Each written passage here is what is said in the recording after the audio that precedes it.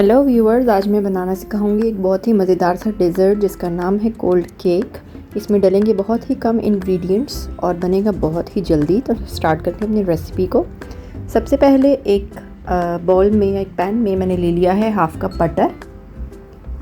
इसको थोड़ा सा मेल्ट करूँगी और इसमें शामिल करूँगी कुकिंग चॉकलेट 1 कप। इन दोनों को अच्छी तरह से मेल्ट होने तक हल्की आंच पर पकाऊंगी जब तक कि ये एक जान हो जाएं।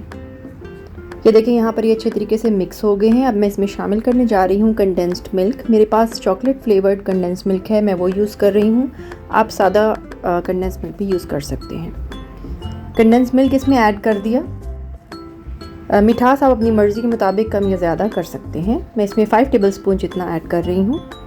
यहाँ पर मैंने मैरी बिस्किट्स को तोड़कर छोटा छोटा कर लिया है एक बाउल में। और अब ये चॉकलेट का जो मिक्सचर है मैं इसमें शामिल कर रही हूँ और इसको अच्छे तरीके से मिक्स करूँगी यहाँ तक कि सारा मिक्सचर बिस्किट्स पर अच्छी तरह फोल्ड हो जाए।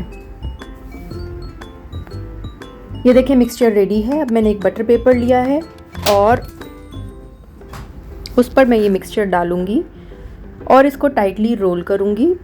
अच्छे तरीके से इसको रैप करके मैं फ्रीज़र में रख दूँगी।